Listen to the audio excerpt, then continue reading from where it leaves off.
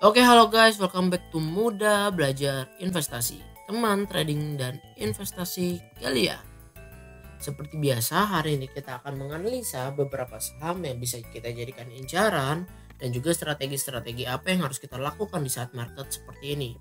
So, teman-teman, silakan nonton video ini sampai selesai dan mohon bantuannya untuk terus support channel ini dengan cara subscribe, like video ini dan nyalakan lonceng notifikasinya agar tidak ketinggalan video-video update setiap harinya. So, sekarang kita langsung aja masuk ke chartnya. Let's go.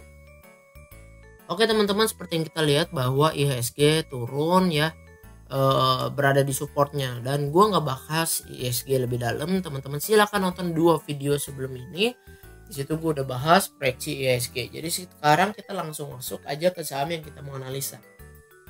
Yang pertama saham Inco.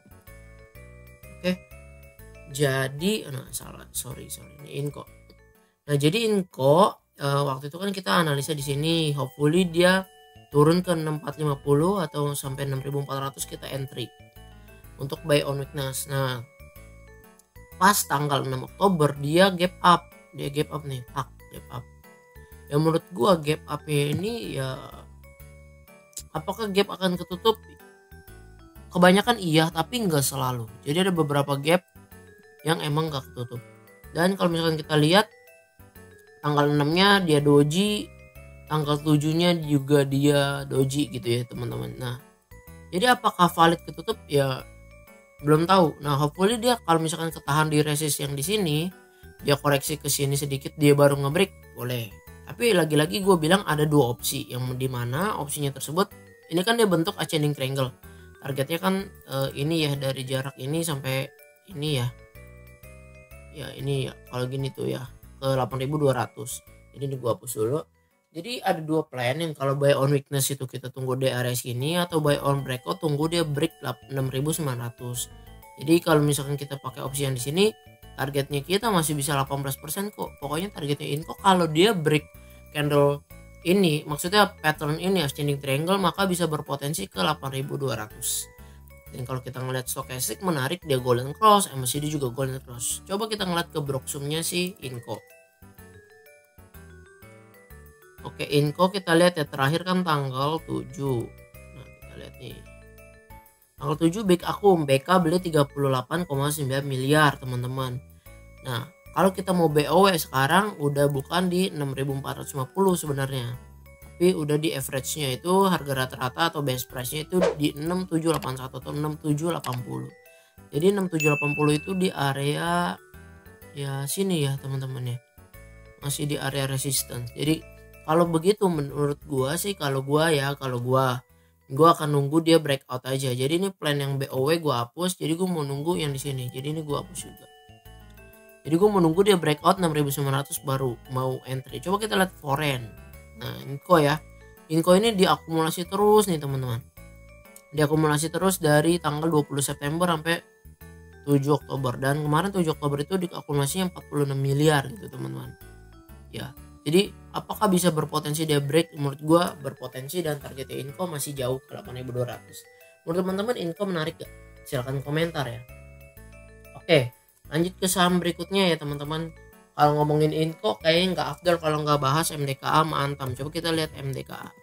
Tapi gua nggak mau terlalu gimana karena nih waktu pertama kan MDKA bikin pola ascending triangle juga, sama ya gue gambarin nih.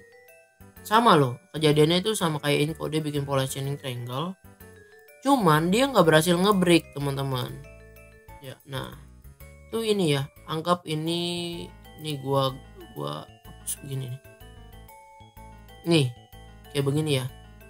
Tuh dia tuh bikin ascending triangle loh ya, rebound, wah mantap, breakout MA 200. Tapi besoknya dia ternyata breakdown tuh ya. Pas udah di sini harusnya bagian teman-teman BOW udah stop loss gitu ya harusnya.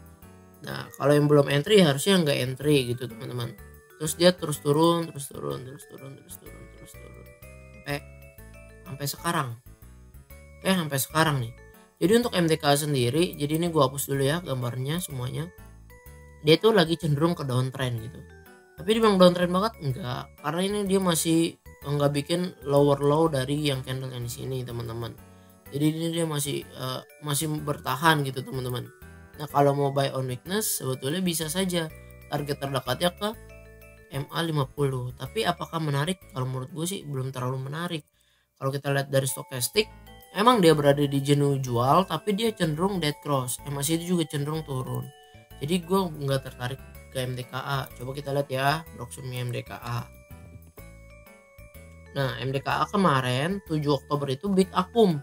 Yang beli itu BB, DX, PD. Nah tapi BK sama AK keluar ya. BB beli 19 miliar. Coba kita lihat ya foreign MDKA.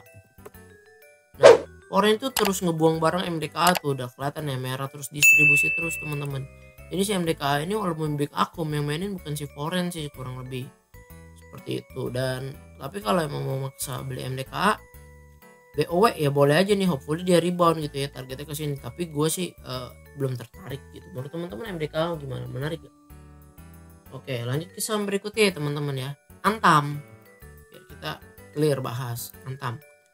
Nah untuk Antam sendiri juga sama kan, dia bikin kayak pola cup and handle, tapi dia nggak berhasil breakout. Dan kalau teman-teman lihat ini tuh dead cross. Jadi Antam itu masih kayak downtrend sedikit gitu, downtrend lah ya, tapi downtrend parah belum, tapi udah downtrend. Karena ini dead cross berpotensi dia turun sampai ke sini 1500 atau 1600. Apakah bisa? Ya nggak tahu. Tapi kalau Antam ada perlawanan dia berhasil cross di atas MA200, gue baru mau melirik Antam, baru Antam menarik. Kalau enggak menurut gue nggak menarik teman-teman. Jadi ini gue hapus dan ini masih dead cross. Dan kalau kita ngeliat stokastik, MACD turun ke bawah, tapi stokastik walaupun berada di jenuh jual dia tapi pengen golden cross tuh, tapi belum valid golden crossnya karena belum ada candle hijau yang benar-benar valid dengan volume yang gede. Terus kalau kita ngelihat juga coba ya Antam, Broxum, Antam sama ya big akum tanggal 7 itu OD yang megang 18,5 miliar, average-nya 1938. Ya 1938 nih kita lihat tuh.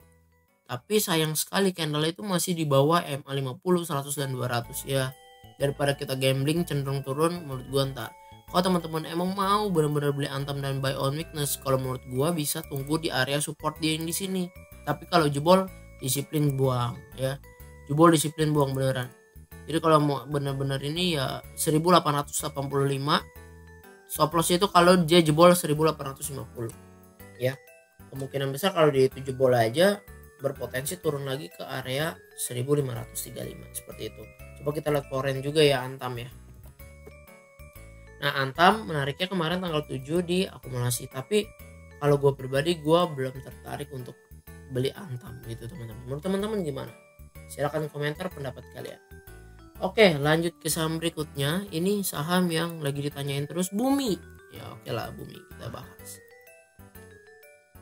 Oke, sebetulnya gue udah bahas Bumi ya. Targetnya dia kan kemarin dari waktu di sini targetnya ke 173 dan dia break dengan volume yang cukup gede banget gitu ya. Target terdekatnya ya 190. Target terdekatnya 190. Tapi gue nggak punya barang Bumi sama sekali gitu ya teman-teman. Gue nggak punya barang Bumi sama sekali karena daripada gue benar-benar cuma spekulatif dan gambling hoki-hokian percuma gitu ya. Karena nggak sesuai dengan ini, jadi gue nggak entry Bumi sama sekali. Tapi gue mau bagi targetnya Bumi ya 190. Kalau dia break 190 berpotensi terdekatnya ke 220 ya, potensi terdekatnya lagi 220 gitu. Dan kalau melihat dari sini, nah ini udah mulai menarik karena si MACD nya udah golden cross, stokastik juga udah golden cross dan naik. Tapi kan ada yang bilang, wah berarti masuknya telat ya. Maka itu daripada gua dibanting ntar dalam, ya mending gua nggak ada barang sama sekali seperti itu. Coba kita lihat Broxumnya si Bumi ya. Nah Bumi big akum normal akum yang megang nih MG 117 miliar teman-teman, CP, AZ, EQ. Nah ini Bumi diakumulasi tuh, average base price nya 179 atau 180. Coba kita lihat foreign kemarin akumulasi 14 miliar, tapi yang megang MG ya. MG teman-teman tahu ya, ya lumayan ya MG. Nah candle si Bumi sebetulnya menarik karena dia berhasil rebound ya, dari Fibo juga dia rebound. Kalau misalkan gue tarik nih dari lower yang di sini, sebetulnya ini tuh Fibo dia yang kuat. Coba ya, ini gue tarik nih dari high dia yang di sini, kalau dia yang di sini ini. Nah uptrend track naik 1 turun sampai sini tuh sebetulnya masih dalam Fibo yang bagus tuh, rebound pas ya. Jadi bagus sih. Justru kalau mau BOW tunggu turun ke 180 atau 173 masih boleh. Targetnya ke 246 atau target terdekat 220.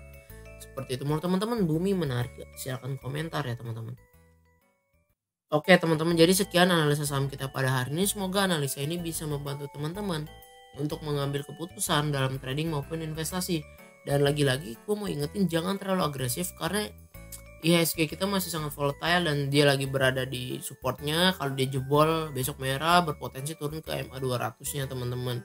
Jadi jangan terlalu agresif gimana-gimana, tetap disiplin trend. Dan lagi-lagi gue mau ingetin disclaimer on, semoga analisa ini jangan dijadiin patokan satu-satunya untuk entry beli atau jual. Gue harap teman-teman lakuin research lagi supaya teman-teman nanti makin pede alasan teman-teman beli kenapa, jual kenapa.